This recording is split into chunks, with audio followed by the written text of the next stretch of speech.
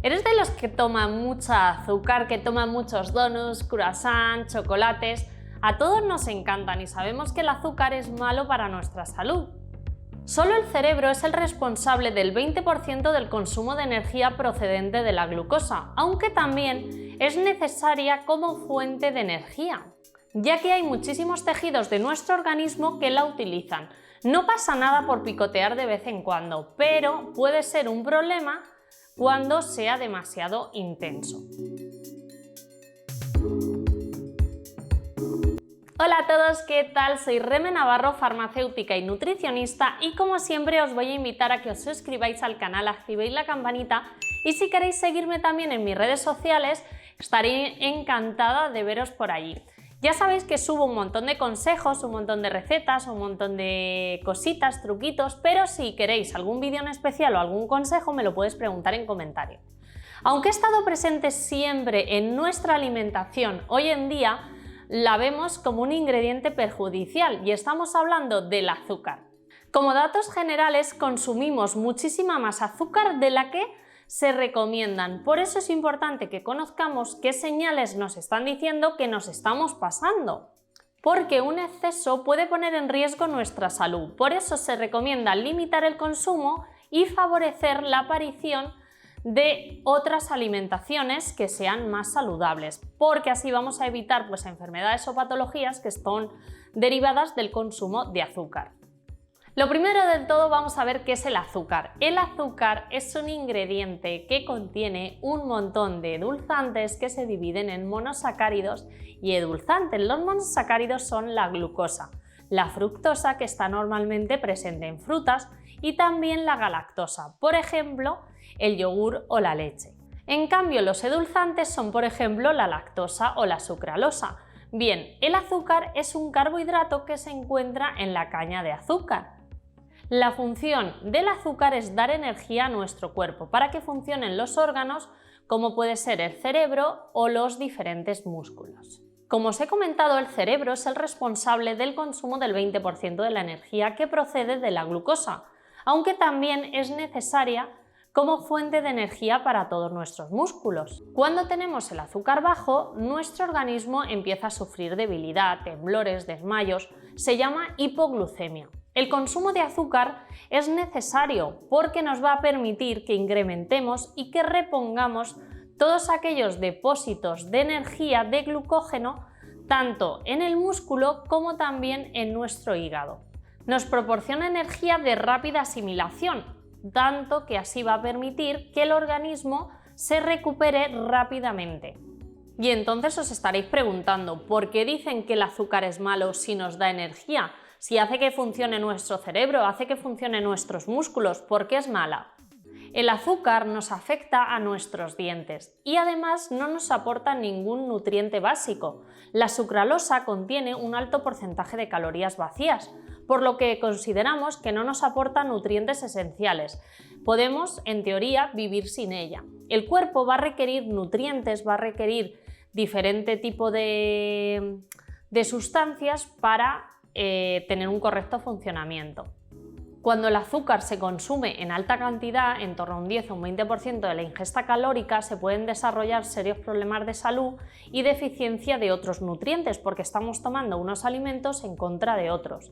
Entonces al final nos falta. Además también se tiene que controlar muchísimo porque cuando son más pequeñitos y se les da tanta azúcar, al final se les van a generar caries. El azúcar añadido nos puede dañar también a nuestro hígado y el cuerpo va a producir glucosa de manera natural pero no fructosa, y además es difícil de metabolizarla.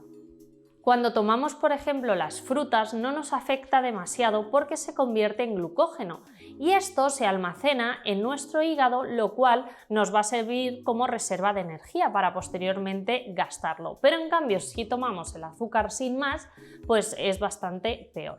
Hay veces que en el hígado se acumula demasiado glucógeno. Si se ingiere más fructosa, esta se va a convertir en grasa y esto puede provocar problemas de salud, porque ya al final estos hidratos de carbono, estos azúcares, nos van a hacer que se cause resistencia a la insulina o determinados tipos de diabetes. Ya sabemos que la insulina es una hormona que nuestro cuerpo necesita para funcionar, que lo que nos hace es que la glucosa entre en las células y se queme.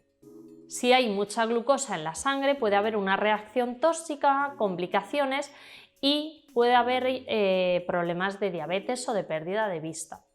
Hay algunos estudios que han demostrado que el consumo de azúcar promueve y facilita la resistencia a la insulina, especialmente cuando su consumo es excesivo.